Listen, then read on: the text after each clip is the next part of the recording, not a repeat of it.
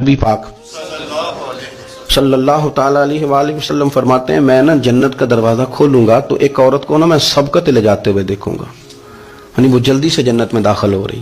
یا بعض شارحین کہتے ہیں کہ حضور داخل ہوتے ہی سب سے پہلے اس کا چہرہ دیکھیں گے.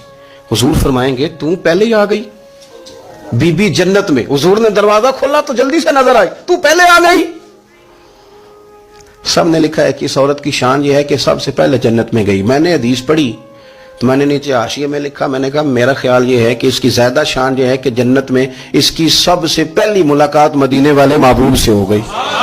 یہ دیکھو کتنی بڑی شان. حضور فرمانے لگے تو کیسے پہلے ہی آ گئی، کون ہے تو؟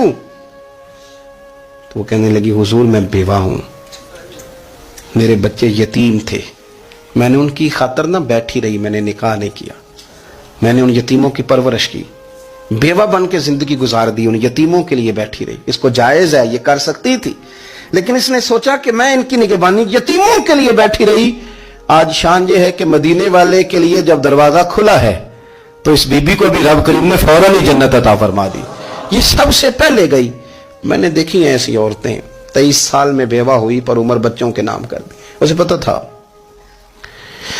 کہ کل کو جب یہ بڑے ہوں گے تو یہ اپنے کمرے کا دروازہ بند کر لیں گے، یہ نہیں پوچھیں گے کہ اماں سوئی ہے کہ جاگ رہی ہے.